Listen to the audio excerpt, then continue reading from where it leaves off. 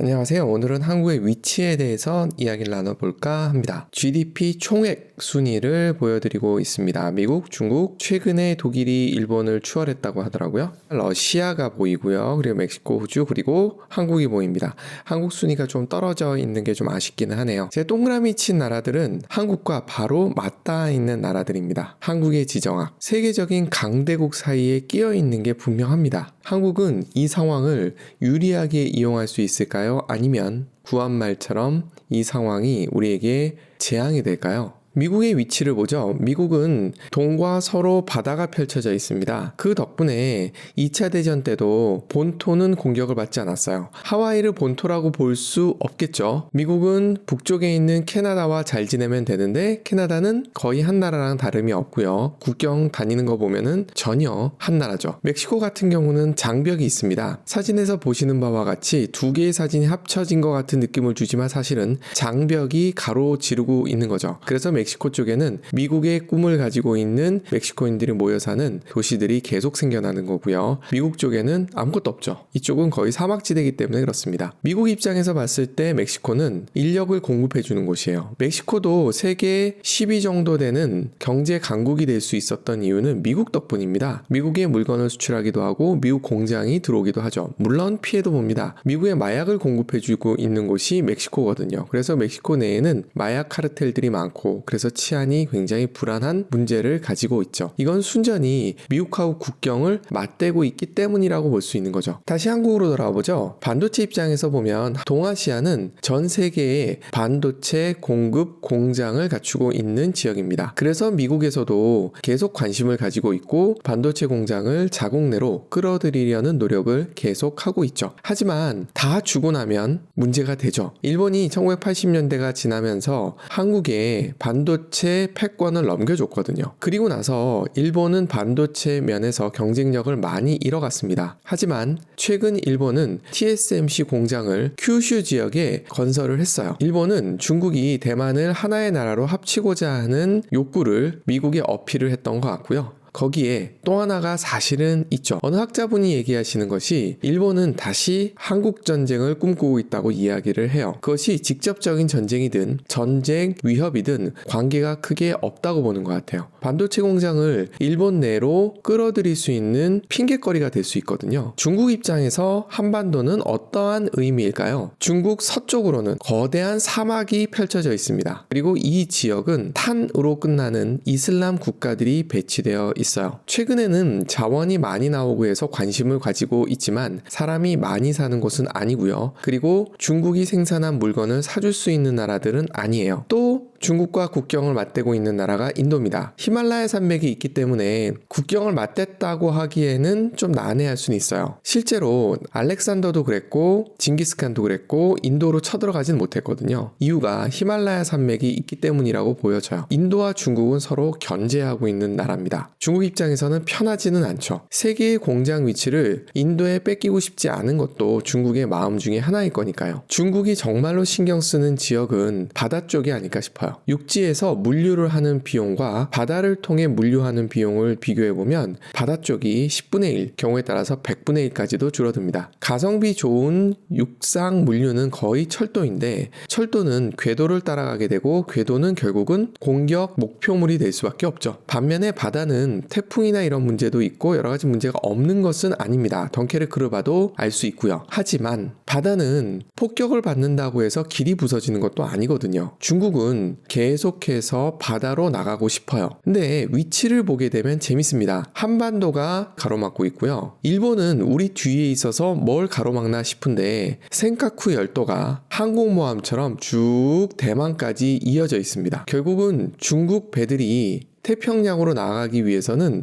일본의 항공모함 사이를 빠져나가야 된다는 얘기가 돼요. 일본은 이것을 이용해서 중국과의 외교를 하고 있어요. 어떨 때는 협박과 어떨 때는 회유와 어떨 때는 협상. 일본은 미국과 친하게 지내고 있지만 동시에 중국과의 관계를 게을리하고 있지 않습니다. 그리고 대만, 미국에서 대만을 신경 쓰는 이유가 지도상에서 금방 보여집니다. 제가 위성 사진을 하나 가져와 봤어요. 중국의 주요 대도시를 확인해 볼 수 있는 방법이 야간 위성 사진이거든요. 보시면 거의 서쪽에 몰려 있습니다. 일부 대만과 바라보는 지역에도 많이 배치되어 있는 것을 확인할 수 있어요. 그리고 그 아래 필리핀이 있죠. 이렇게 되면 중국은 바다로 나가기 위해서 한국, 일본, 대만, 필리핀과의 관계가 굉장히 중요합니다. 최근 미국이 해군력에 대해서 비상이 걸린 상태라고 이야기를 해요. 미국은 제조업을 거의 놓고 있었고 그 중에 하나가 조선업이었던 거죠. 상선이야 그렇다 치더라도 미국이 2차 대전에 승리하도록 했던 항공모함, 구축함 이런 것들을 건조할 수 있는 능력까지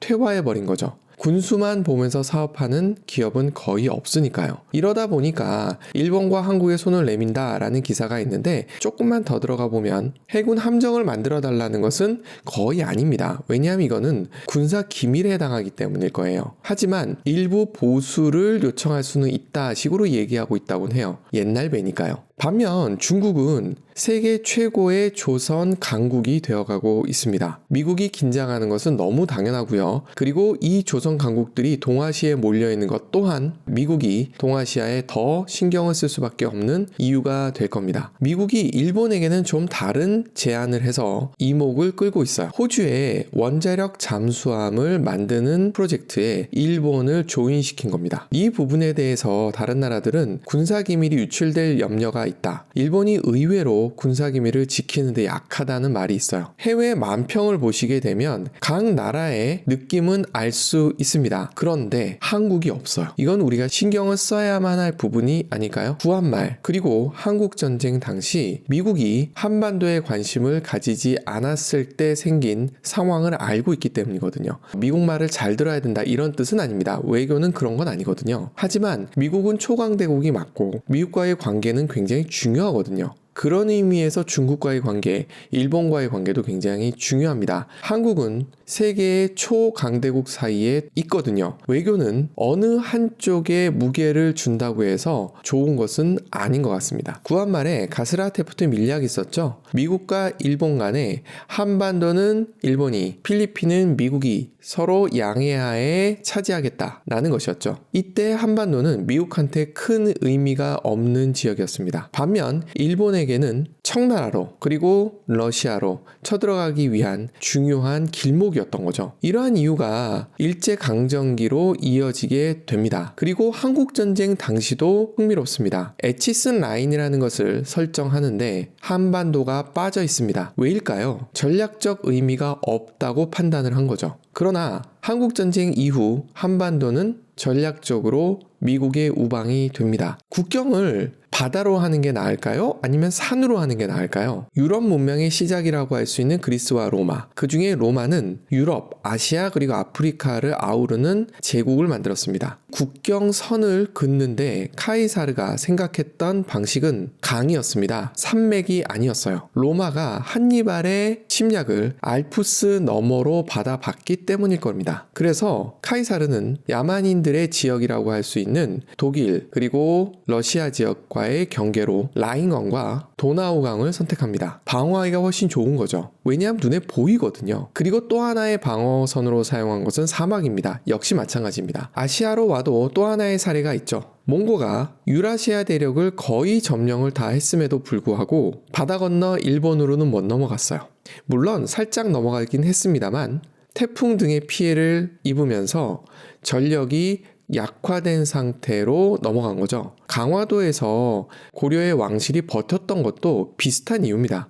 반면에 공격을 할 때는 달라집니다. 상륙작전을 해야 되거든요. 미국은 한국전쟁 때도 인천 상륙작전을 했었고요. 독일에 밀려서 영국만 남았었던 상황에서도 노르망디 상륙작전을 했습니다. 일본과 전쟁을 벌일 때도 수많은 상륙작전을 시도합니다. 엄청난 인적, 물적 피해를 강요합니다. 그렇기 때문에 한반도의 지정학적 위치는 굉장히 중요합니다. 하지만 미국이 2차 대전 때 그렇게 고생을 해놓고 한반도를 에치스 라인 안에다 설정 안 한 것으로 보면 인간은 망각의 동물인지도 모릅니다. 그렇기 때문에 외교를 통해서 꾸준히 지정학적 위치를 어필을 해야만 하는 것 같습니다. 일본 입장에서 봤을 때 한반도는 상륙작전의 시작입니다. 그래서 임진왜란이 터졌고요. 물론 일본이 통일된 다음에 관심을 밖으로 돌리기 위함도 있었지만 계속해서 구한말 때 일본은 대륙으로 진출하기 위한 다리로서 한반도를 원했던 거죠. 전략은 실패로 돌아갔습니다. 강력한 미국과의 전쟁을 벌이는 실수를 통해서 일본의 대륙 진출의 꿈은 무산이 됐죠. 하지만 패망한 일본이 다시 경제 대국이 되는 과정, 미국을 위협할 정도의 강대국이 되는 과정에는 한국 전쟁이 있었습니다. 한국이 전쟁터가 되는 덕에 군수 기지로서 자리를 잡았거든요. 중국에게 한반도가 친중이게 되면 방어에는 절대적으로 유리하죠. 지금 현재 북한이라는 완충지대를 가져가려 합니다. 만약에 한반도 전체가 미국과 중국과 일본 사이에서 적절한 균형을 잡을 수 있다면 어떻게 될까요? 중국 입장에서 봤을 때 북한은 돈 먹는 하마라고 합니다. 경제적으로 너무 낙후되어 있기 때문에 엄청난 지원이 필요하고 북한에서의 탈주민이 계속 중국으로 유입되는 것은 중국 입장에서도 달가운 일이 아닙니다.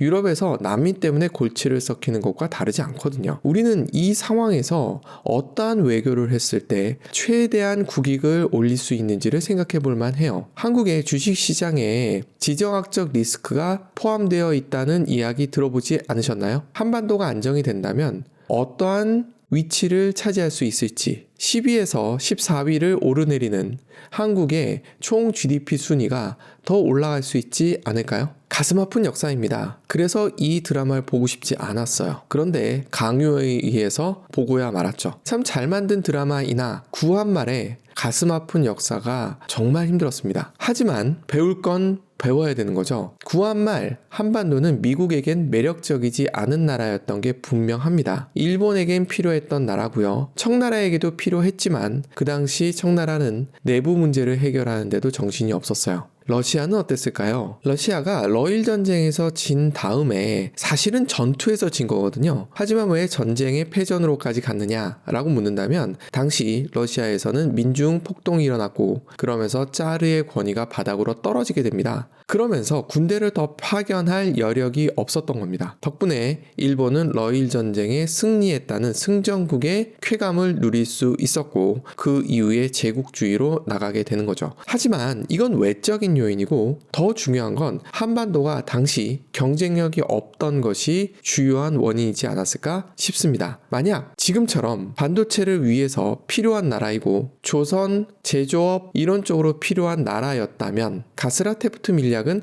없었을 수도 있지 않을까요? 한반도를 필요로 하는 나라가 많아진다. 무슨 뜻일까요? 결국은 우리는 중간에서 원하는 이익을 충분히 챙길 수 있는 입장이 된다는 겁니다. 스위스가 1, 2차 대전 때 보여준 모습이죠. 금융을 쥐고 있었기 때문에 어느 나라도 스위스로 쳐들어가지 않았습니다. 스웨덴은 철강과 기계공업 기술을 기반으로 중립을 지킬 수 있었습니다. 스위스는 지금까지도 금융 강국이죠. 그래서 중립을 지킬 수 있고요. 스웨덴은 더 이상 기계공업의 강국이 아닙니다. 그러다 보니 중립을 포기하기에 이르렀습니다. 한반도는 어떨까요? 마지막으로 그리스가 정점에서 내려오고 로마가 부강해지면서 그리스는 어느 순간 로마의 지배하에 들어가게 됩니다. 당시 그리스 도시의 유력한 지도층 인사이기도 했고 역사가이기도 했던 폴리비오스가 했던 말이 지금 우리가 생각해 볼 만한 문장인 것 같아서 가져와 봤습니다. 그리스 민족은 절대로 그리스인끼리 싸움을 계속해서는 안 되었다. 우리 그리스인은 일치단결하여 지중해 서부에서 전개되고 있는 전쟁, 한니발 전쟁을 의미합니다. 이걸 통해서 로마가 강대국이 되었거든요. 전쟁의 주의를 게을리하지 말았어야 했다. 우리 그리스인은 전쟁이냐 평화냐를 결정할 권리를 획득하려고 서로 싸웠다. 하지만 그 결과 그것을 결정할 권리는